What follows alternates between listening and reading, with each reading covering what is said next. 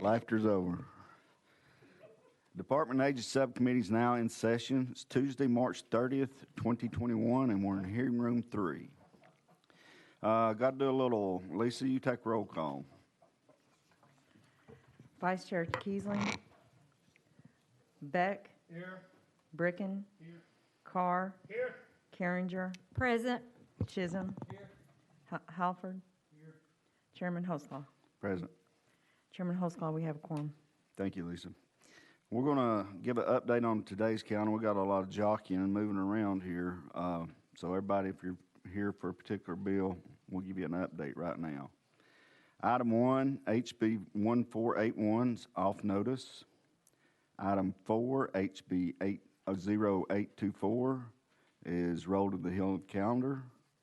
Item number 5, HB 1576 off notice. HB 0872 rolled to the hill of the calendar. Item number 17, HB 1359 is rolled to the hill of the calendar. Item 18, HB 0426 off notice. Item 20, HB 1415 off notice. Item 21, HB 1060 off notice. Item 22, HB 0921 off notice. And then item 23, HB 1374 off notice. So that gives us an update. There's a lot of jockeying moving around. The ones that's going to the hill will be in the front eventually.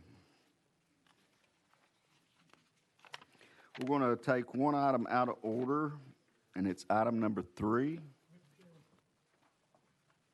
You are recognized, Chairman Carter. Thank you, Mr. Chairman. Personal privilege. Just like to welcome a former member here today in the Department of Agencies,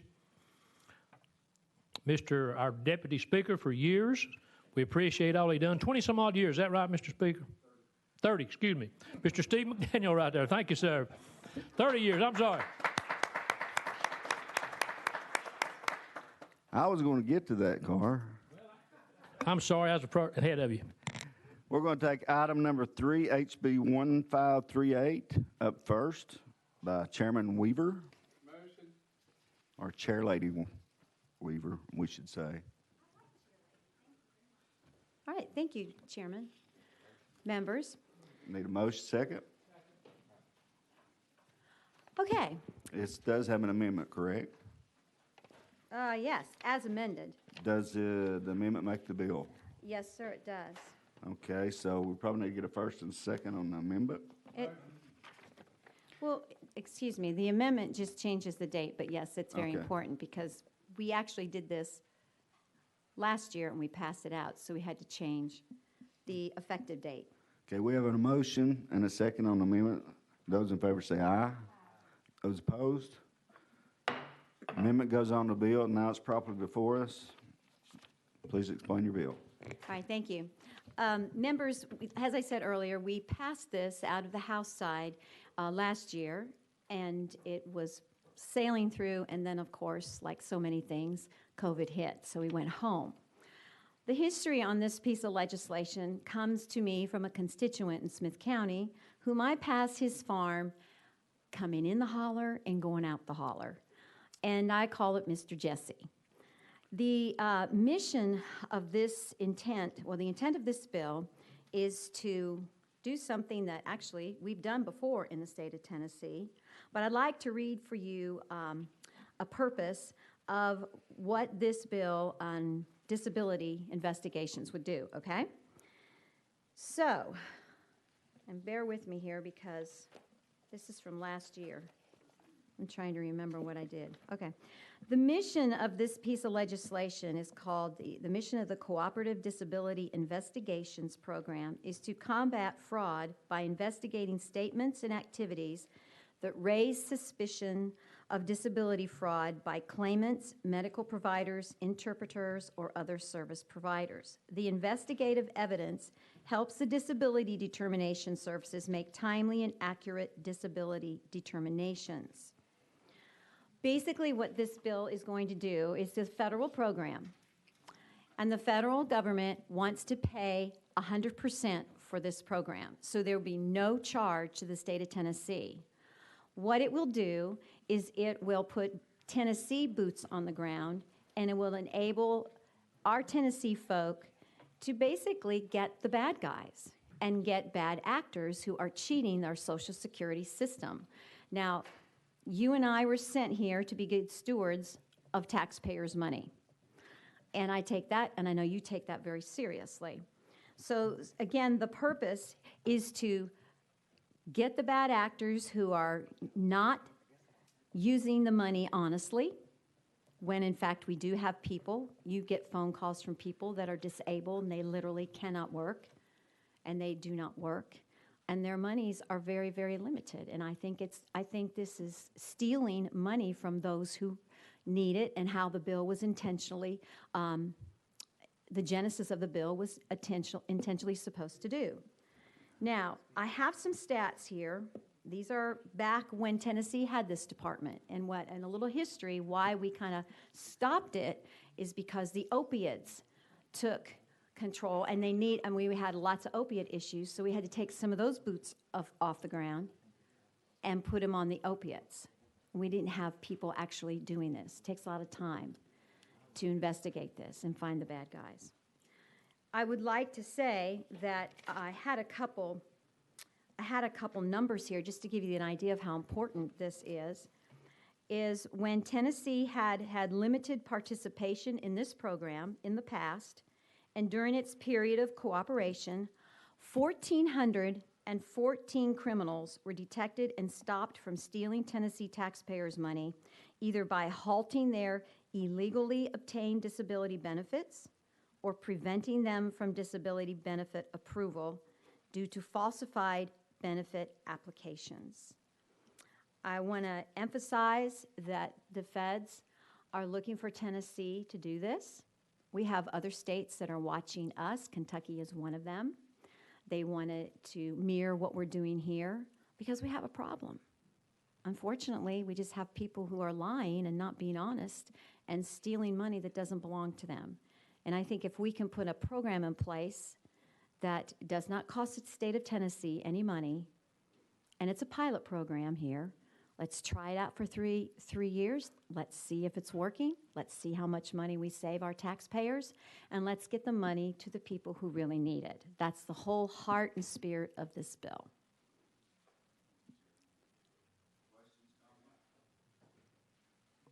Questions, comments by the committee? I'll make one quick comment. I think this is a good bill. Hopefully, by getting the bad actors, it'll give individuals that need it some Yes. disability. So I think it's a good bill. So those in favor say aye. Those opposed? Bill passes and moves to full committee. Thank you. Thank you, Want to be Chairman. recorded? No, let the clerk know. Thank you, members. Thank you. Okay, we're moving back to item number 2, which is HB 1227. And there's Mr. Reagan coming forward. Now, on this one, we had...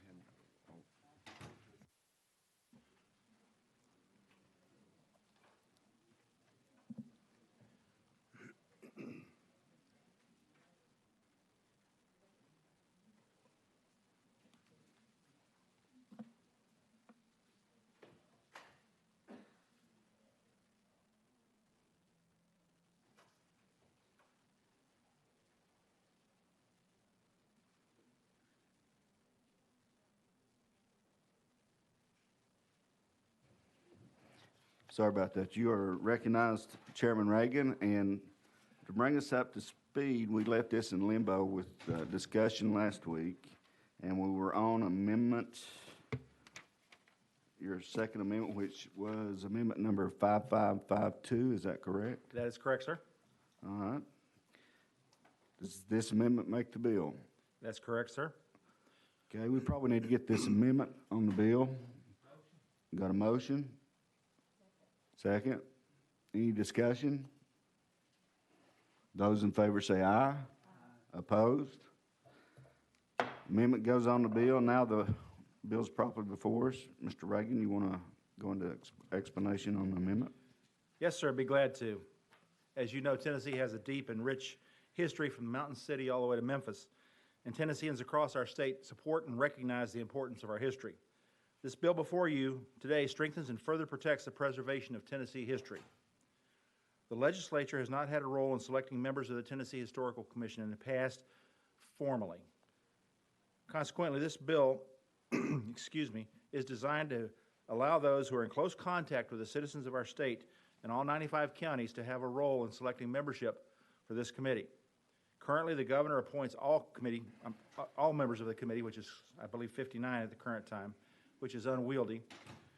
This bill reduces the membership to 18, with the membership appointed in thirds, a third from the government, a third from the Senate, and a third from the House, so that the General Assembly has their input in terms of that.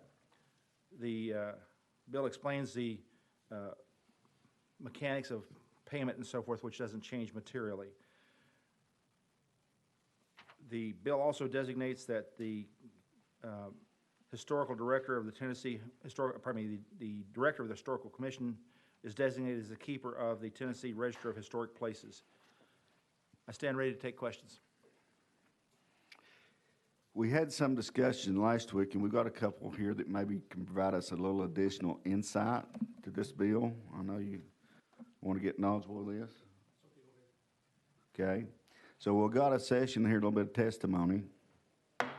We're out of session, and basically we've got two presenters, or two on one side and one on the other. And I would like to call up, and I'm going to give these individuals 5 minutes, and they can split their time however they wish. But first, I'm going to call up Steve McDaniel. I think he's been called the guardian angel of Tennessee history. I don't know. We're going to find out. But take off your mask, please, so we can hear you state who you are and who you're with. Steve McDaniel. I'm representing myself. But I'm happy to be here, Mr. Chairman. Thank you so much for this opportunity.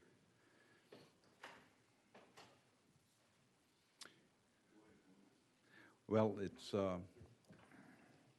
I do see some familiar faces here today, and I'm happy to be back. It's been over 2 years since I was in this room or any of the hearing rooms, but I did serve 30 years, and one of my priorities was seeing that Tennessee's history was preserved, and so I had different bills that dealt with that. I said I had not been back, and I had no plans to come back, but House Bill 1227 got my attention, and I think we have to be very aware of changes that are made to the law that governs the Historic Commission. And House Bill 1227 makes significant changes in especially the way the commission is appointed. And I'm not here to say that the bill is bad in that respect, because it does give the executive branch and the legislative branch an opportunity to make those appointments. So I don't have a problem with that portion of the bill at all. I do have a concern that the qualifications are being removed, the way I understand it, of the way the current members of the commission must qualify to serve. And I think probably those need to be addressed a little more closely. And I have spoken with the sponsor, and he is open to discussing other changes that might need to be made in the bill to answer that concern. So that was the biggest part. I do have a question about the changing the executive director to a historical director. I don't know what that means, but I've had the pleasure of working with the executive director, beginning with Mr. Herbert Harper back before, at the time I was elected. He was the executive director. And since that time, since 2007, I've had the pleasure to work with the current executive director. And I'm curious to know how that might impact the current executive director. We have some good, exemplary employees at the Historical Commission. Unfortunately, over the last recent years, many of those have retired. And so we have quite a few new people that are on staff at the commission. And so we lose some of the retrospect and all of the experience that we've had. And so I'm concerned that if this bill passes as written, you're going to just wipe out the current commission. And that is a concern of mine because all the institutional knowledge that's there on the commission, and plus with the people who have left to go to retirement on the commission, it's really, I think, handicapping that process. So those are concerns that I think need to be addressed. So I think that's about my 5 minutes, but I'm happy to take questions should any member have any.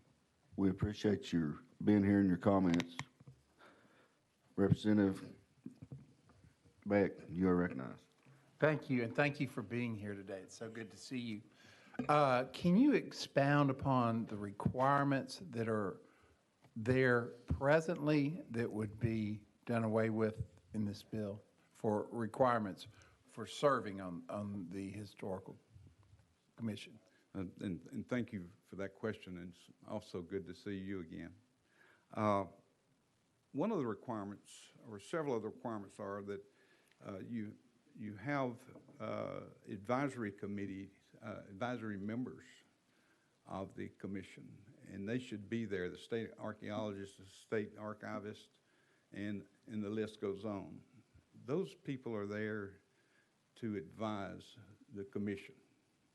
I don't think they should be there to vote on the commission, but the commission needs some official people who are to bring them information when requested. And also, I think in the appointing authorities should make sure that they have some qualified people who have the background in history or historic preservation. We know many times that political appointments get made for whatever reason, but sometimes you have a hard time figuring out how that person was qualified to serve on a particular commission. I hope that helps. That helps a lot. Thank you very much. Thank you for being here. Any other questions? Seeing none, thank you, Mr. McDaniel, Thank previous you, representative. Chairman Hausclaw. Next up, Dorita Williams. We're going to give you 2 minutes to take your face mask off, state your name and who you're with.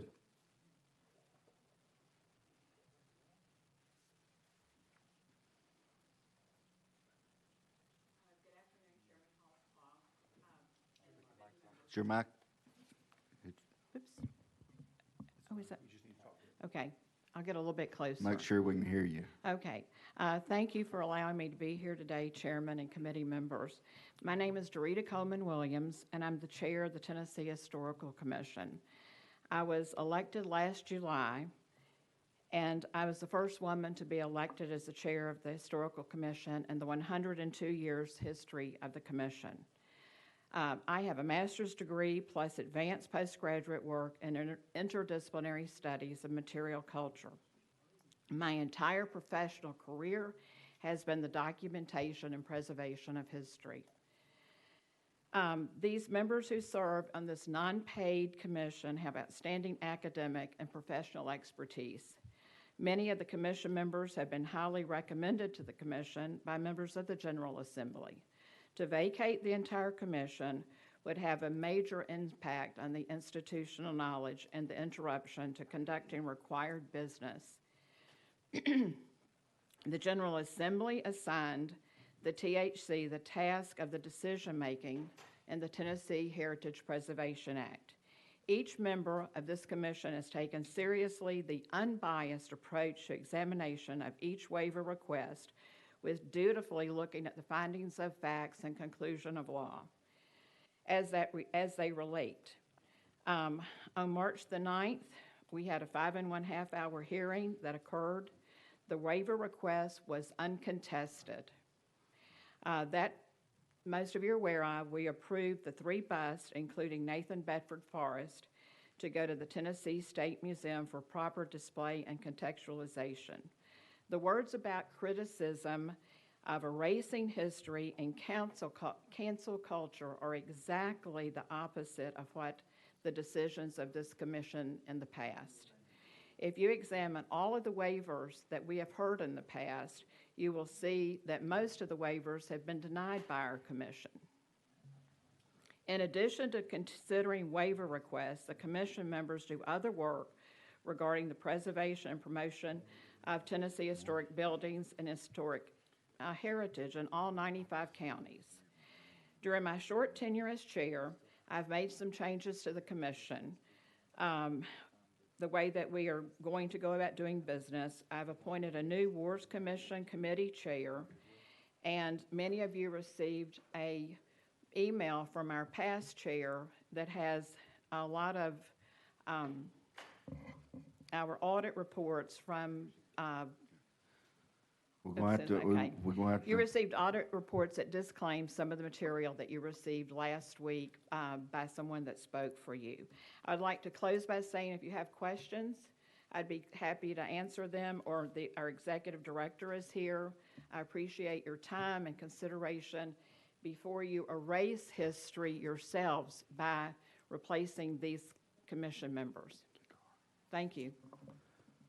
appreciate your comments, and before I ask for questions, actually, I'm going to present a bill that the committee's getting ready to shut down, so I'm going to pass it over to Chairman Carr, and he'll take over for a few minutes.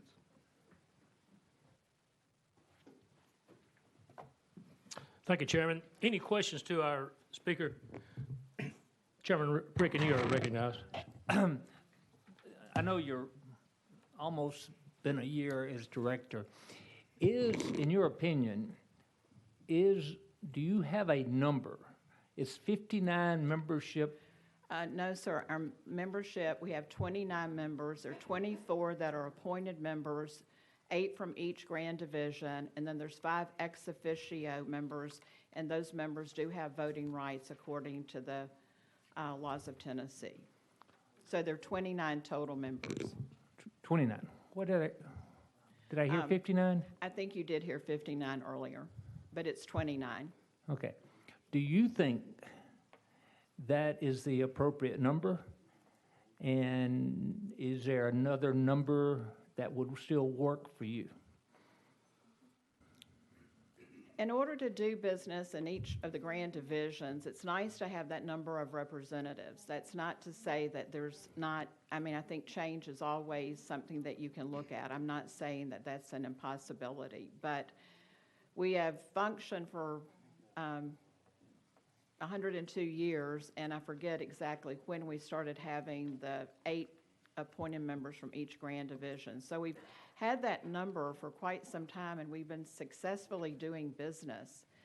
And also the other business that we do that's not the Tennessee Heritage Preservation Act, which was something that the General Assembly gave us. We did not ask for that, and we're proud and honored to do it and to serve our state, but there's also a lot of, my commission members have other committees that they serve on that are the day-to-day operations of the Historical Commission. We have 18 staff. So to remember, I think one thing to clarify that we have 29 commission members that are non-paid volunteers that are trying to preserve the history of the state of Tennessee for the citizens that live here and come to visit. And then we have 18 staff members that go about doing day-to-day business. And my executive director is here and can tell you more about what each one of those staff members does. Thank you. Thank you, Chairman Bricken. Any other questions to our speaker? Thank you, ma'am. We Thank appreciate you for the opportunity Thank you. to speak. Let me check with researcher. Do we have another one? I have down here, according to Chairman's notes here, that Joseph Williams is here. He may approach now, and he's got approximately 2 minutes also. Please state your name, sir, and who you're with. Thank you, sir. My name is Joseph Williams, and I am Governor Lee's Director of External Affairs.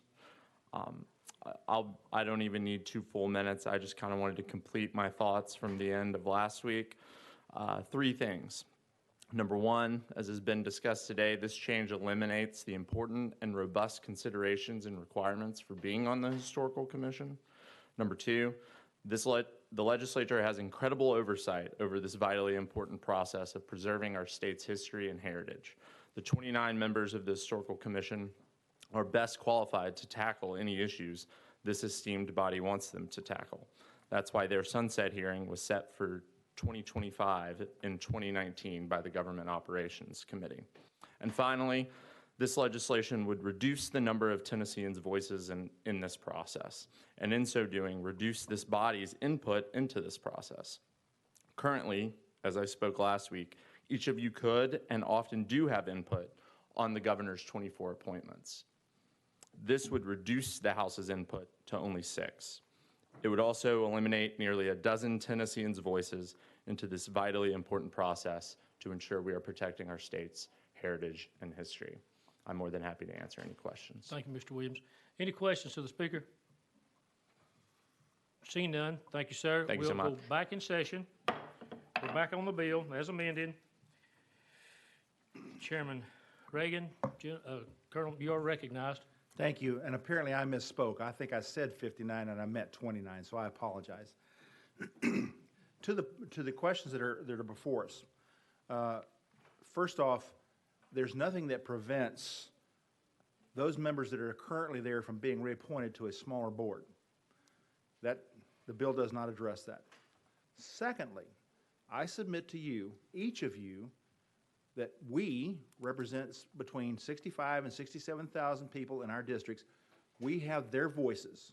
If we have a direct voice in the appointments, we are allowed by that to be able to pass the voices of all those people. So that the arguments that you've heard saying they're going to lose voices, I submit is probably extraneous to the point. Additionally, let me further point out that the bill does not address the support staff that can stay on as advertised, and does not address their ability to call on the state architect or anybody else they wish to call on for support. I would maintain that given the number of times that happens, which is, I suppose, appropriate, but nonetheless, they don't need to be on the board all the time to be able to provide advice to them. Any questions to the sponsor of the bill? Chairman Halford, you're recognized. Thank you, Mr. Chairman, and I think somebody asked the question, what was the difference in the executive director and the historical director? Can you help me out there? The executive director, as I understand the current structure of the board, exercises a great deal of administrative authority. That would revert more to the board under this. So who would take over those responsibilities that The he's support now? staff would still be, excuse me for interrupting, I'm sorry, Mr. Chair. No, you're recognized. The support staff will still be there. So the membership of that support staff will still be providing whatever guidance is necessary. I'm not sure I understood your question. Did I answer it? Thank you, Mr. Chairman. Thank you. That's all right. Thank you, Chairman. Any other questions? Chairman Reagan, I have a concern with this, not as sitting as a chairman, which I am now, but as just doing. I can't hardly support this bill with all that has been said today with our fellow representatives talking about the structure and everything like that. I I know this is a hard commission, and we like to have things done the way that we want them done, but do you think that this bill could use a little more study or going over before we actually make a decision on this bill today?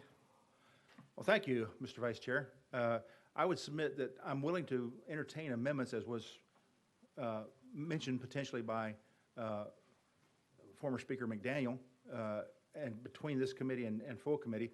Additionally, I know he's been in conference with other individuals about creating that amendment. I will commit to this committee to put an amendment on this bill that preserves the qualification characteristics of the current commission in terms of sources, 3 grand divisions, and educational background. If this committee sees fit to put this out, I'll have it ready before the next go-around. Well, I still say, I'm sorry, just give me a minute. I still see a problem probably with, if we try to eliminate all the historians, the archaeologists, and all those that are on the committee now.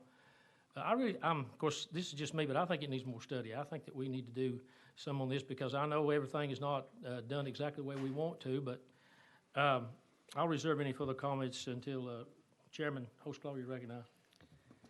Thank you, Chairman. You know, basically, I think he's a lot in the right aspects. We don't want to throw the baby out the bathwater, you know.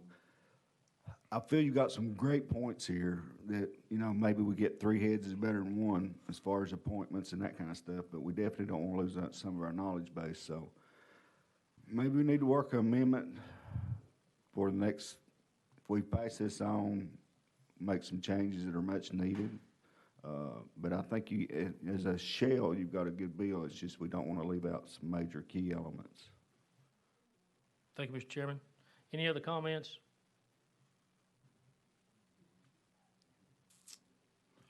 So your posture is, if this comes out today, that you agree to work on some amendments before we get to the full committee? Yes, sir.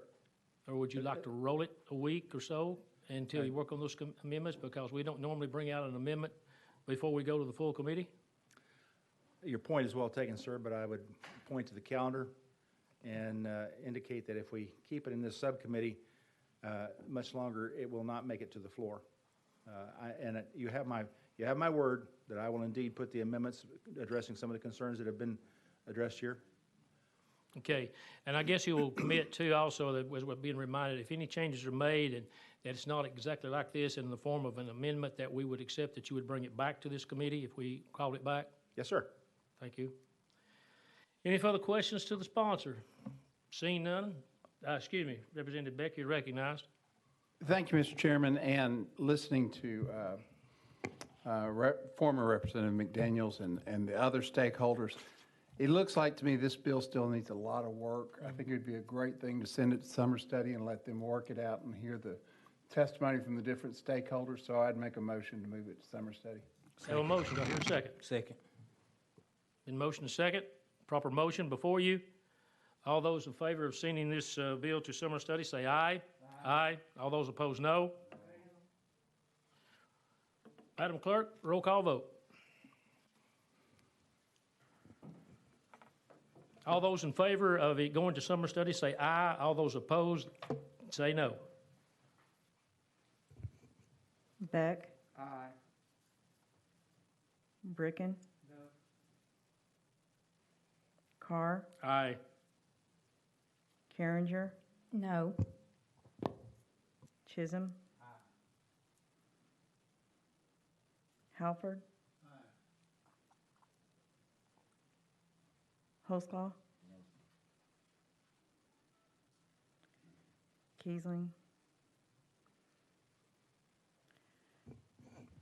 Chairman Carr, we have 4 ayes and 3 noes.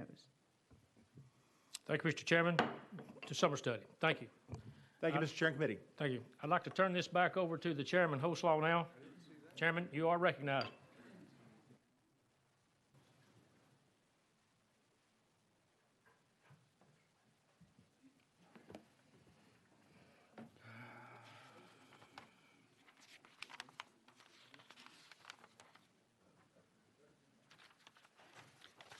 So which one's that?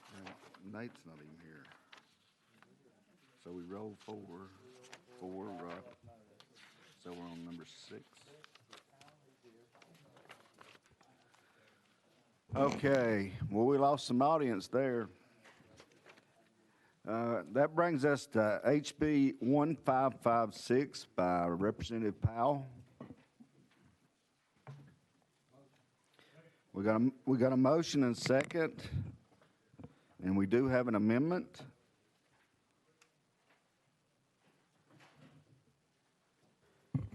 Thank you, Mr. Chairman. If I could explain the amendment, What reference code do you have? 6193.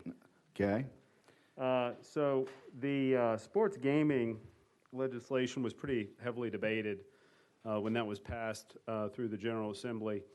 And there were some differences of opinion on the structure of the sports, where that entity would rest. I felt fairly strongly that there should be an independent board to oversee sports gaming because I think it's a lot different than a lottery. For many different reasons, the sports gaming was put under the lottery. I still think that there are many different complexities that exist that are unique to sports gaming that are different from a lottery. And so my bill seeks, with this amendment, seeks to move the sports gaming, create a sports gaming board that is a separate entity and apart from the lottery. So I just wanted to explain that amendment. I will say that I think there are going to be some other things that need to be worked on as it pertains to sports gaming over the next year. We've been in a fortunate position where there's been a lot of interest in it, and it's generated quite a few dollars for our state and for our economy. And so I like the posture of the bill because currently it kind of opens up a lot of the section of the code that I think we might need to deal with moving forward. But I did want to just go ahead and be on the record and explain the purpose of that amendment. So we'll see. I think there might be some additional things that we need to work on in the future. So with that, Mr. Chairman, if I could, just wanted to explain that amendment. So I know it's a little wordy and confusing, the purpose of that amendment, but then with that being said, I would like to take this bill off notice. okay. Bill's taken off notice. You are recognized on HJR 93. And Mr. Chairman, my intent here is to, again, take this bill off notice, but just a little explanation. Again, we have time to pass this, but I think that given the success of sports gaming, we should relook and contemplate regulated, responsible casino gaming in the state. We continue to have a lot of people in the state that gamble and casino game. Unfortunately, they're not doing it in the state of Tennessee. And so we're losing a lot, millions upon millions of dollars to other states. So there are other states that have gone about doing this, and I think it's important. I've heard from a lot of different people that are interested in testifying on this and being on the record. But I want to try to contemplate this bill further and get it into a good shape, but just wanted to I do plan on bringing this back next year for consideration, but I think that casino gaming is something we should really look at, and it would require us to amend our Constitution. That's why that's in the form of an HGR, but it could be done in a way that it's responsible gaming to help keep state dollars in our state and continue and stop the money that we're losing to other states, especially for those cities and counties that border other states where there is casino gaming. So with that, Mr. Chairman, I would like to take this bill off notice as well. Okay, HJR 93 is off notice. Thanks, Mr. Chairman. Next up is HJR 0003 by Representative Griffey. We have no amendments. Need a motion and a second? And Mr. Chairman, members of the committee, I respectfully request a roll call vote on this. Mr. Chairman, all this bill doing would be, if the committee votes to approve it, would be to allow the citizens of Tennessee to have a vote whether they want to decide to allow bingo, once a week bingo, for charitable organizations under 501c3 or 501c19. They would have to meet for charitable, not-for-profit, community services purposes. The Secretary of State would operate this. Any bingo that would be allowed would prohibit any third-party vendors conducting the games. It would prohibit any electronic bingo games of any type. It would limit the number of games by an organization to once a week, 4 times a month, and no more than 4 hours. So you could have bingo night once a night if you have a charitable organization that's going. It would prohibit minors. It would require the bingos to be played completely on site, nothing off site, anything like that. It has to be conducted completely by non-paid volunteers who are actually members of the organization. It also requires all the proceeds that the organization's got have to be used for charitable purposes. And the reason I brought this is I've had multiple requests by my veterans organization, my charitable organizations, churches, people trying to raise money. And after a while, you can only have so many chicken dinners and bake sales. And if they can have some time to spend with their friends once a night and play bingo, like I know what we all know what bingo used to be. None of this crazy casino stuff. And that's what we tried to do. I worked with some sponsors to do that. That's all this would do. It would allow, if you would approve it, it would go on, and maybe we could let the citizens of Tennessee decide whether they want to allow this or not. So with that, I request move my motion. Or move. I reckon I have 2 comments. The first one is we just passed out a bill that Akeem was carrying, HB 720, which addresses some bingo things that allows a charitable organization to do it once a year. And I think that's a small baby step because, as you kind of alluded to, that bingo got us a bad taste in everybody's mouth. Anytime you say bingo, it's not a good thing around here. So with that, other members have questions, comments? Representative Bricken. Thank you, Mr. Chairman. If this would go forward, I'm not clear on what department's going to monitor the execution of the bingo operations in the state. I mean, where would that fall?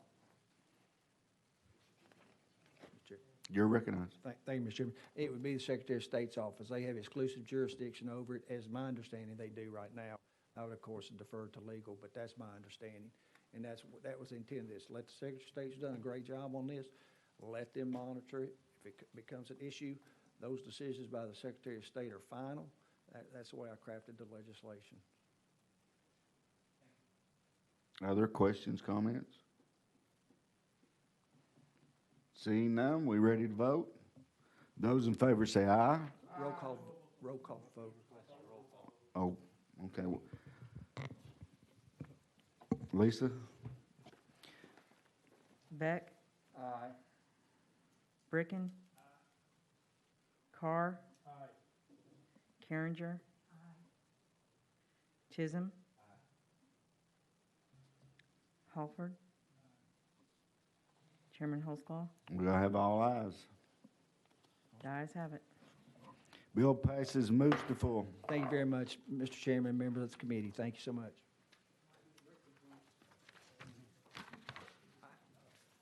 There's another bill I have. If I could request the chair to roll that a week, we're trying to work an amendment on it. I can give you the name of it.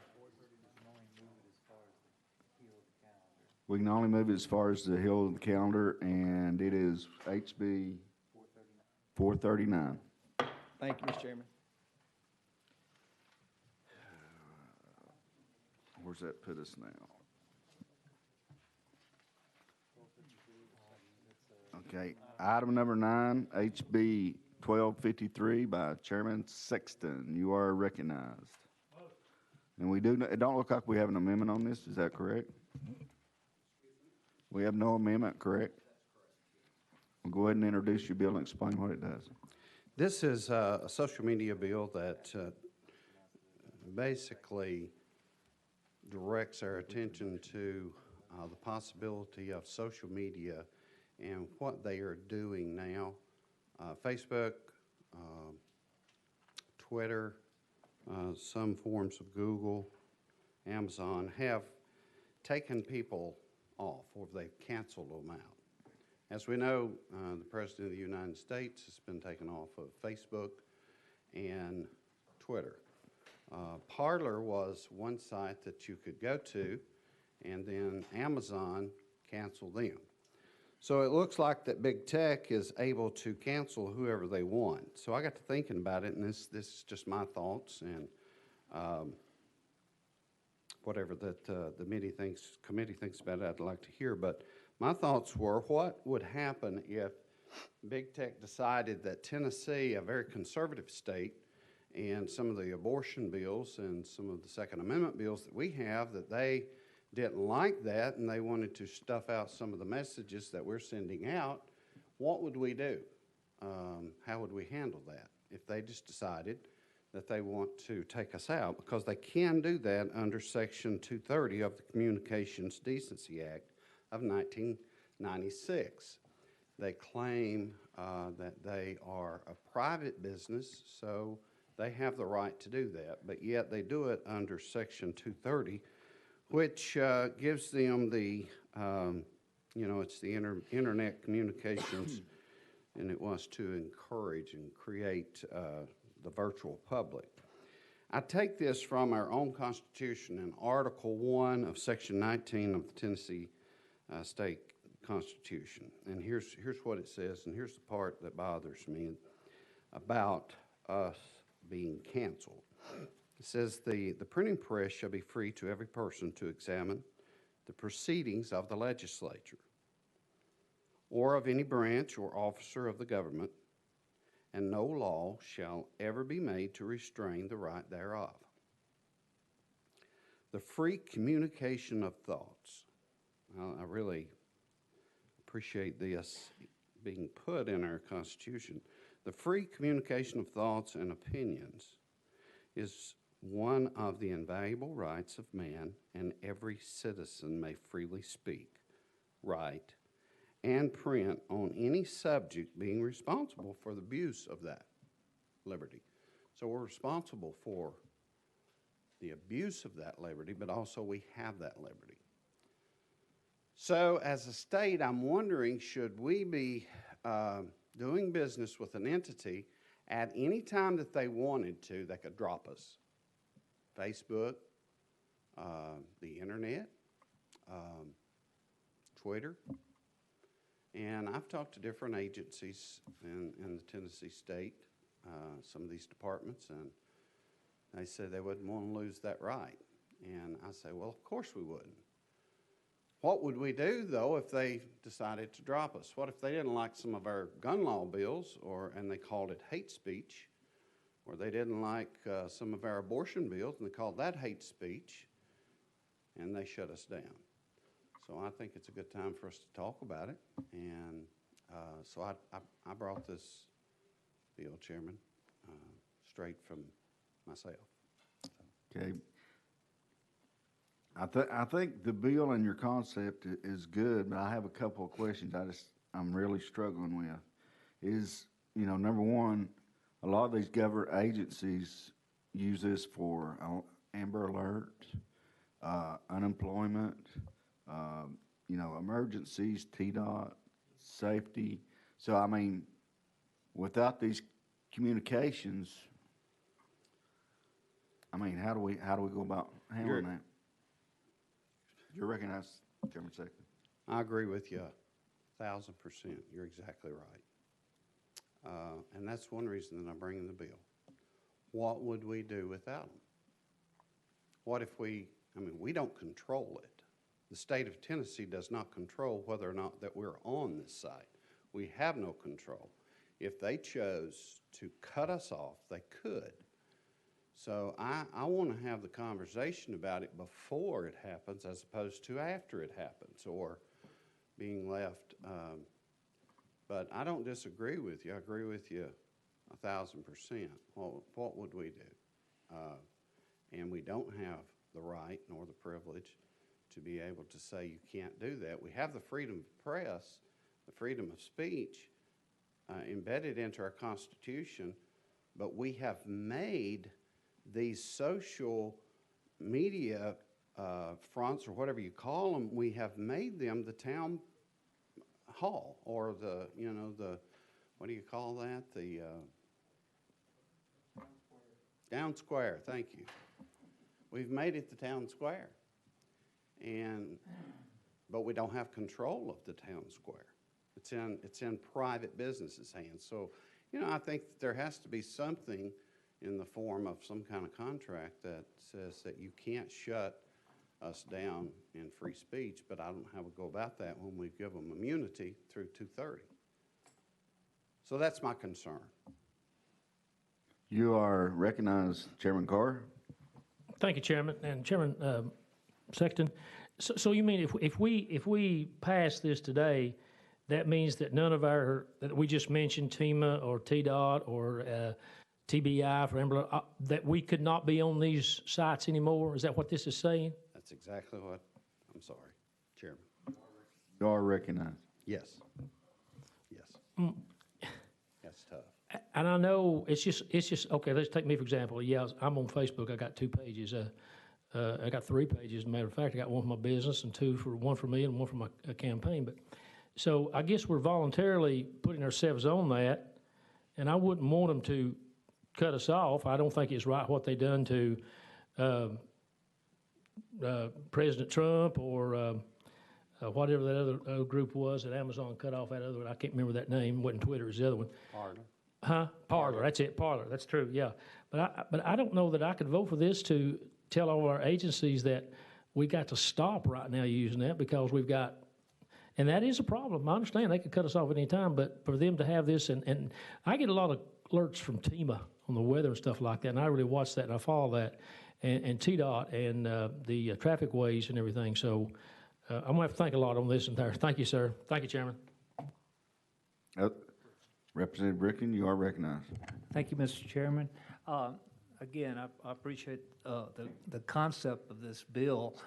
I certainly think it probably needs a lot more study, and I'm not a tech person, but I have a general question.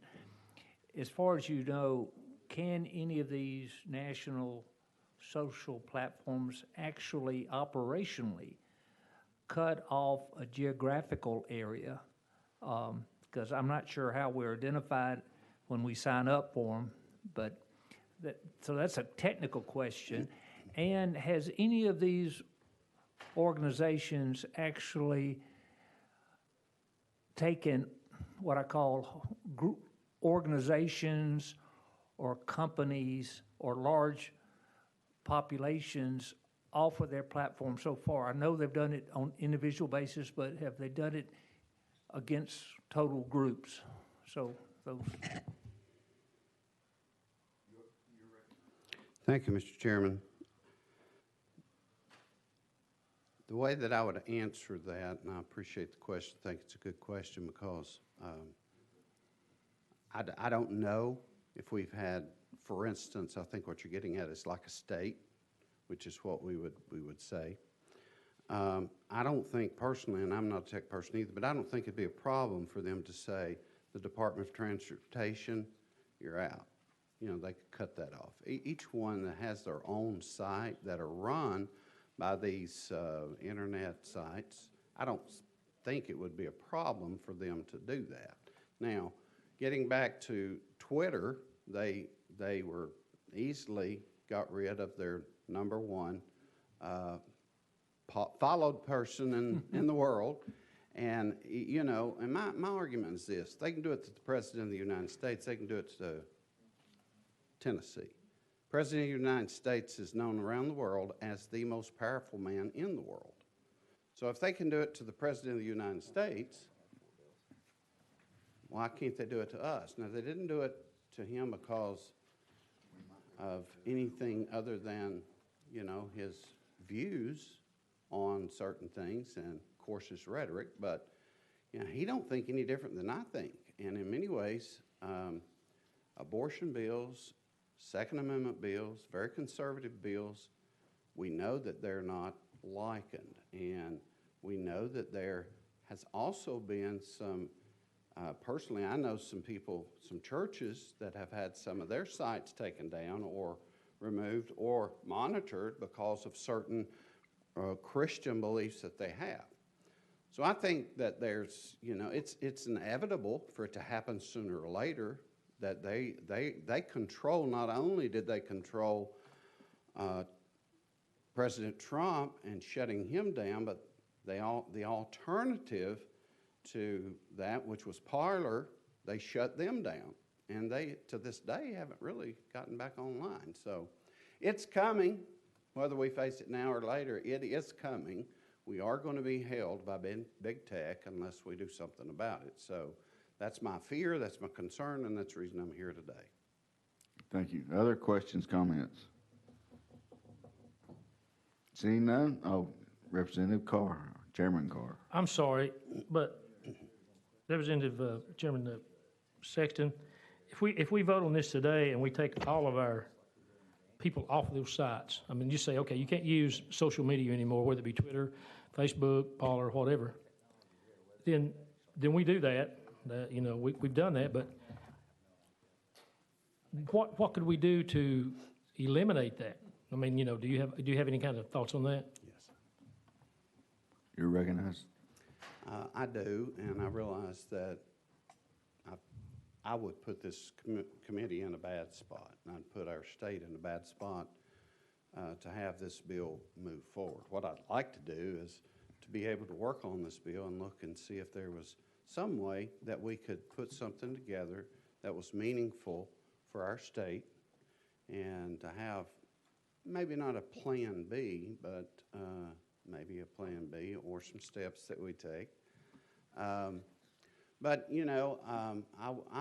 I'm at the mercy of the committee, and I don't expect you to vote on something that's going to, destroy the state. But I would like for something to at least get started, and I thought this was one way that we could start the conversation and maybe hopefully survive with freedom, the freedom of speech, the freedom of the press, and not to have an entity as large as social media that could shut us down anytime that they wanted to. So I've never asked for one of my bills to go to summer study, but maybe that's, I didn't think I'd ever even get that. That's a great recommendation. Thank you. I thought you might. And I would be honored for it to not. Move the adoption. Motion and second. You know you're a politician when you ask to have your bill. Is that a motion to move it? Motion to move that to summer study. So moved. Very nice of you guys, thank you. And ladies. Next up, HB 0694 by Representative Russell.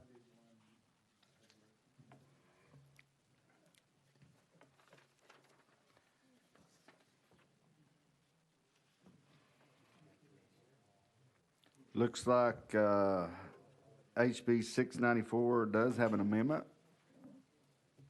Does amendment make the bill? Yes, Chairman. And your drafting code, I've got 5977. just for the record. All right, we have a motion second on the bill. Do we have a motion second on the amendment? Got a motion second? You can go ahead and explain the bill, amendment. Thank you, Mr. Chairman and committee. If y'all remember, in 2020, I ran this direct dispatching bill, and it went all the way behind the budget, and then everything shut down, and the Senate didn't take this up. So I'm bringing it back again this year with just a few modifications. And as amended, it requires emergency communication districts to utilize the direct dispatch method in response to 911 emergency calls, and one of three methods in response to non-emergency calls. And the non-emergency calls are direct dispatch, transfer dispatch, or relay dispatch. It also adds emergency call takers or public safety dispatchers to those who are immune from civil liability resulting from a call for emergency assistance from a 911 call. Currently, this immunity applies to only first responders. It also authorizes local governments to provide 2 years health insurance benefits to the surviving spouse and children of an emergency call taker or public safety dispatcher killed in the line of duty. Currently, this benefit applies only to first responders. And last, It authorizes the State Insurance Committee to provide 2 years' health insurance benefits to the surviving spouse and children of an emergency call taker or public safety dispatcher killed in the line of duty. Currently, this benefit only applies to first responders, and it did pass out of pensions and insurance with a positive recommendation.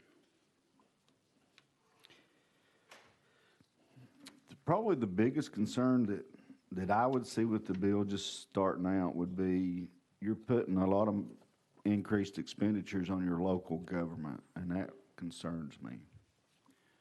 Thank you, Mr. Chairman. And when I ran this in 2020, we also ran SJR 836, which the current expenditures at the most that the physical review projected is $930,000 per year, and SJR 836 brings in $25 million a year, which is over 26 times the amount.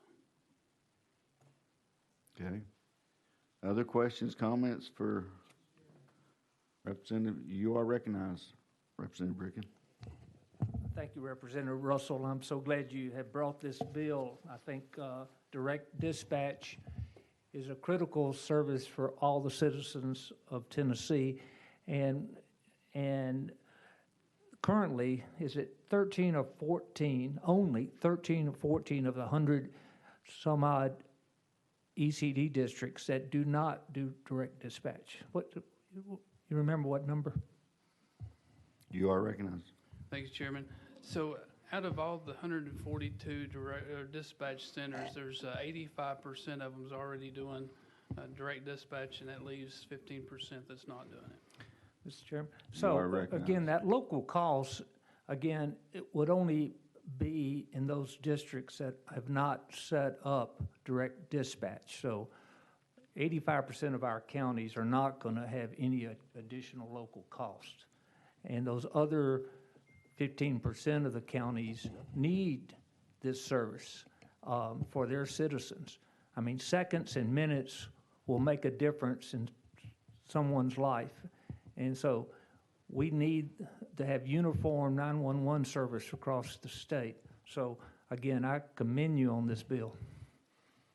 You are recognized.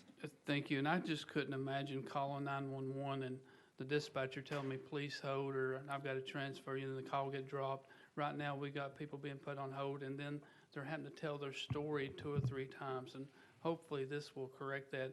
I did commit to the Sheriff's Association this morning, Jeff Bledsoe, that if they do come up with some wording that they would like to include, I would be entertaining that idea to make it better on their part. But I'm willing to work with any 911 center out there that can make this bill do what we want it to do. The other question that I would have for you, when you streamline this a little bit as far as the qualified candidate that gets this, that goes out and makes that call, is that change in any way? And I didn't understand the question. As far as the person that gets sent out to this 911 dispatch, you know, does it change from a deputy versus a EMT? You know, are they qualified to handle the situation, that kind of stuff? So absolutely. So basically what will happen is whenever a 911 dispatcher receives a call, and it's an emergency call only, this does not apply to non-emergency calls, they would have to dispatch that call to the appropriate person to be en route.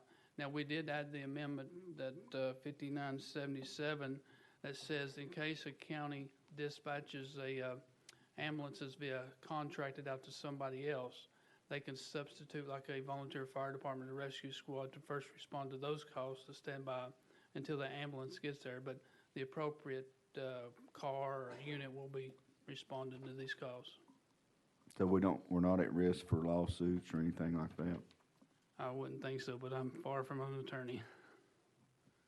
Other questions, comments? You are recognized. Thank you. To the sponsor, we spoke about this earlier, and you were going to find out if my county was already direct dispatched. What did you learn? So I sent in the request. I just hadn't got that back yet. Thank you. Representative Halford, you are recognized. Thank you, Mr. Chairman. Representative Russell, I think both of my counties probably fall into that 15% category. So if there's no expense to the other 85%, are the 15% going to have to, is this going to fall to the 15%, this fiscal note? You are recognized. So if they're not direct dispatch, they would have to get their facilities, able to dispatch. I left it really broad, so, a portable radio would actually work if they had to use a portable radio. But we tried to leave it in a way that it's not too expensive, and I am open for any ideals that comes between now and full committee to make it easier on everybody. Thank you, Mr. Chairman. Representative Bricken, you got another comment? This Yes, is sir. it. Thank you, Mr. Chairman. I appreciate, I guess, going to the employees' welfare for being on level of if they were killed in the line of duty. Again, this should be a very unusual event for house 911 workers, I would hope. But just a clarification, and this kind of applies to all emergency workers. I always wondered, going from home to work, is that considered a line of work or not? You are recognized. I would have to defer to legal, but I would assume that it's while they're actually in the performance of their duties. Thank you. That is correct. Other questions, comments? You good? Other Representative Carr, Chairman Carr. This is the most I've talked in committee in a long time, I believe. Anyway, Representative Russell, excuse me, we drink coffee every morning together. Of course, I think you know that my county is one of the ones that doesn't have direct dispatch. We have called into the 911, it goes for the county, then they dispatch out and transfer it to either the Sevierville Police and then fire and, the county fire and then the police to do the fire department. But then our county is also broken off into sections that if a call comes in a certain range, it either go to Pigeon Forge or Gatlinburg. So, they still not comfortable with it. I talked to them today. They like to keep things the way they are. We're sort of I don't know if we call it a backward county, but just a county that likes to do things we want to do, I guess. But, so, I'm not saying your bill's bad. I'm just saying that, I can't support it. So, just so you know that, okay? Thank you. Thank you. Representative Chisholm. Thank you to the sponsor.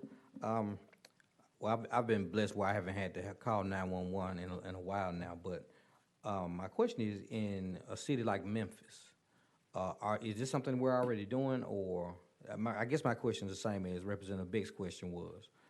Yes, so we got the letter, supposed to send to your email this morning, where Memphis is supporting it, and it was from Shelby County Emergency Communications District, Raymond, and I can't pronounce his last name, but I can spell it for you, but it should be in your email. Thank you. Other questions, comments? Representative Bricken. I think this will be my final one. Just a comment, again, we're representatives of the citizens of this state. We don't work for the 911 boards. And again, we owe it to move our state in a right direction for the safety of all citizens. And again, I commend you on this bill. Thank you. And whenever I started putting this bill together, I tried to ask myself, what's the right thing to do? And that's, of course, try to save lives. And one thing I found out in anything that I've done down here is nobody seems to like change.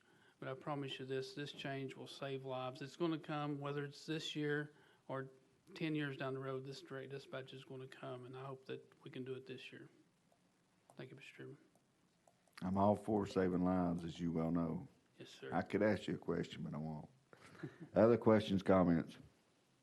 We ready to vote? Well, just one more question. Representative Carringer. Thank you. Thank you, Mr. Chairman. Of course, I represent Knox County, and Knox County would not be affected. And of course, I also don't want anybody not being able to get help when they need it. But it's been brought to my attention that Rutherford County had just spent $1 million to do it, and that this bill could possibly affect them. And so I just wondered how, I mean, I'm sure their local county would not be happy about having to spend more money. And do you have any idea what it would cost these 15% counties? And as far as carving out anybody like Rutherford County? So it'd be hard for me to say that because I'm not a tech person. However, I do know off my computer I can talk to anybody around the world. And we left this direct dispatch open to radios. Like I said, a portable radio. They don't cost too much money, but you also can do it via CAD computers. And so, like I said, I'm not a tech person to be able to say what you can and can't do and how much you can do it for. But I would have to think common sense would allow a computer to do it pretty cheap. And I will tell y'all this, the last year I worked on the Tennessee Highway Patrol, I answered a call where a lady was stuck in the back of a trunk of a car. And the only way I was able to find her was because she called 911, and that 911 center tracked her the whole way up the interstate. Now, could you imagine if that lady had lost her call because she was transferred? We'd be talking about a different story today. Other questions, comments? Seeing none, we need to vote on the amendment to put it on the bill. Those in favor of amendments 5977, say aye. Opposed? The ayes have it. Amendment goes on the bill. The bill is proper before us. Any other discussion on HB 694? Seeing none, we ready to vote? Those.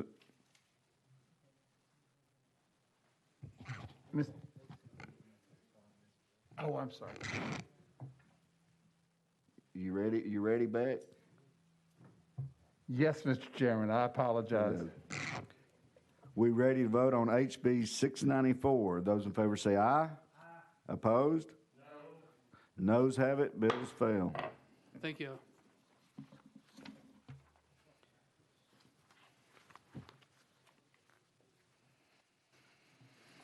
Number 11, is that correct? Okay. HB 1165 by Representative Harris. Got a motion? Second? Thank you, Mr. Chairman, and there is an amendment on this bill. We do have an amendment. What's your drafting code? That's 4361. That is correct. Amendment make the bill. Got a motion second on the amendment. Great, thank you so much, Chairman, and to the entire committee for allowing me to discuss this bill. This one, this amendment altogether will make the bill. We had some language changes in working with the Tennessee Historical Commission to get some of that language changed out. There's still a few more additional tweaks, but we've gotten it to where it needed to be for the most part. And this bill would create the Tennessee African Americans Historical Affairs Commission.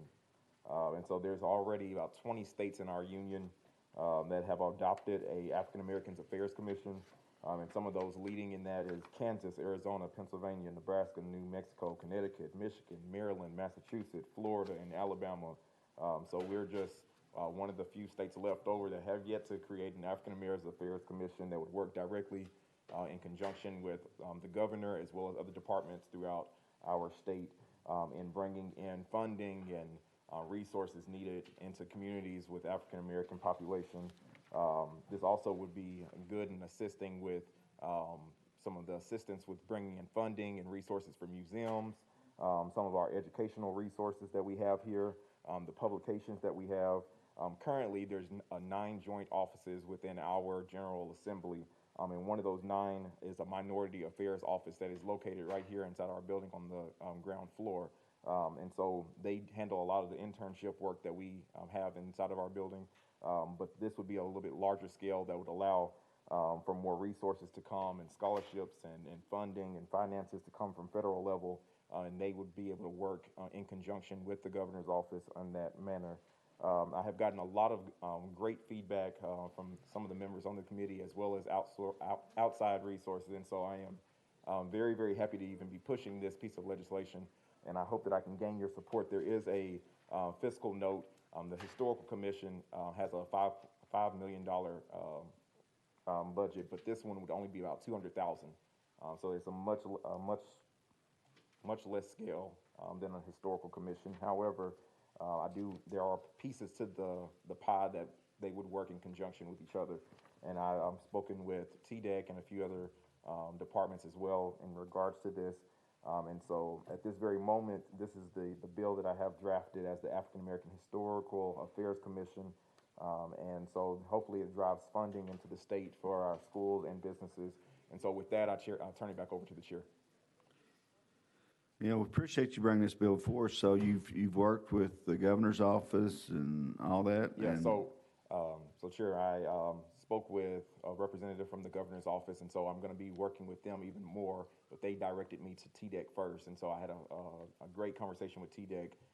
We've done a couple meetings at this point. We still have another one, I think, on Thursday or Friday to make sure that the amendment actually passes through. Once that amendment passes through, then they'll be good with it because it'll take out a lot of the overlap that was in place on the initial bill.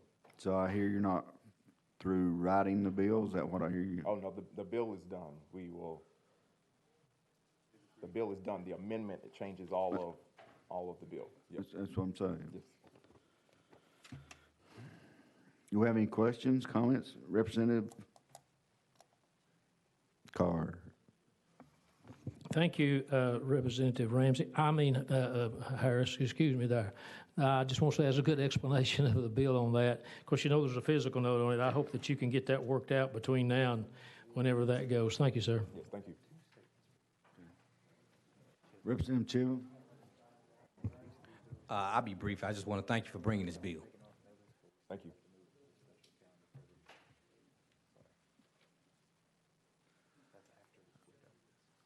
Representative Beck.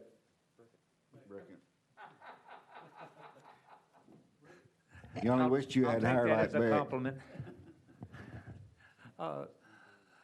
Sponsor, I apologize for not studying your bill well, but I would like to kind of hear your opinion.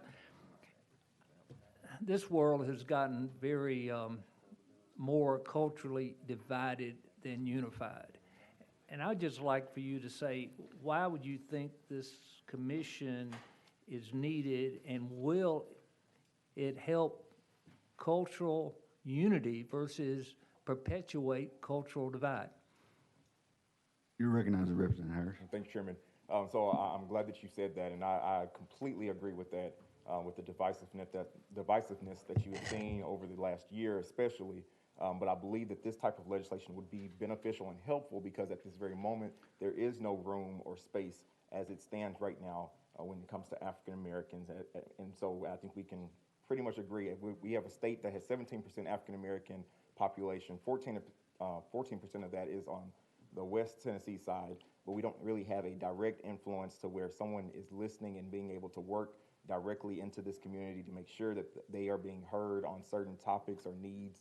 There's a part in here that would overlap with the Historical Commission, and it comes to the buildings. Right now, the Historical Commission has a say-so on when buildings that are African American culture are torn down or demolished or whatnot, but there's not an actual group that actually can speak to that as well.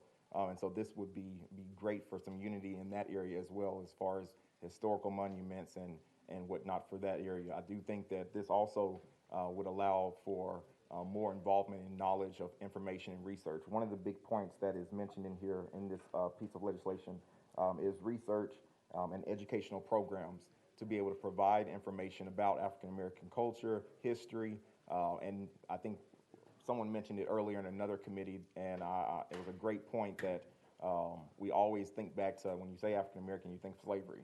You think of Martin Luther King, but we don't really go into the resources that we possibly have. We have small businesses all throughout the state, amazing small businesses that benefit a lot of us, and so there's no resources for them directly to go to.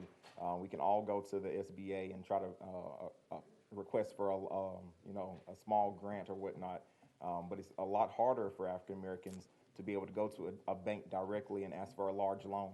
A commission like this would be able to find additional fundings and be able to offer some of that funding to these small businesses.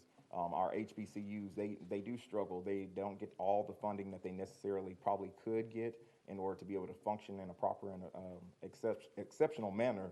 And I think that this would be another avenue for them to get additional funding and find resources. Somebody that's actually doing a lot of the heavy work for them to be able to get funding from outside of our state and even within the state. So I don't look at this as something that's divisive per se.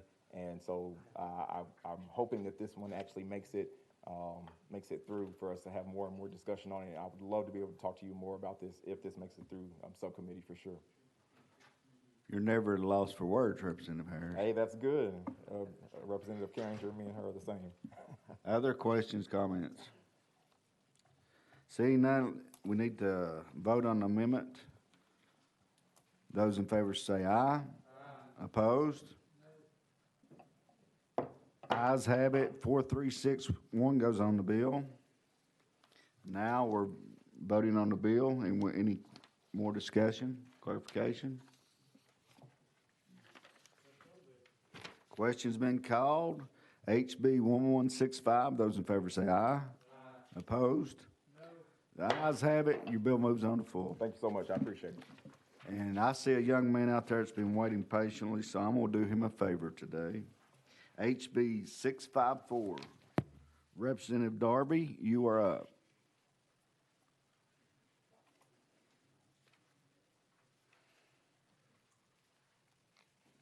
Thank you, Mr. You Chairman. are recognized. I have a motion second. Do you have no amendments? That's correct. Yes, sir. Do your dance. Thank you, Mr. Chairman. This is a comptroller bill, and this will give more flexibility to the comptroller's Division of Investigation and simplify the service process. It allows copies of the subpoena to be sent by certified mail with a return receipt instead of the current law, which is delivery by hand. Questions, comments?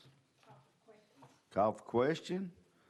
Seeing no objection, we're voting on 654. Those in favor say aye.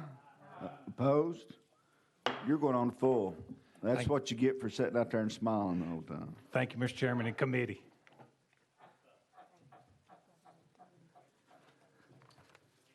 Where are you going? This one's not important?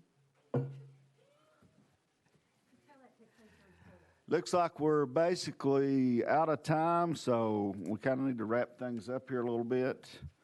HB 1415 and HB 921 and HB 1374 have been countered 3 times in this committee. Per House rules, these bills will be moved to the special calendar to be heard on the final calendar. Without objection, so ordered. All bills remaining will be heard in the next subcommittee meeting. And we have any discussions, comments, clarifications? We are adjourned.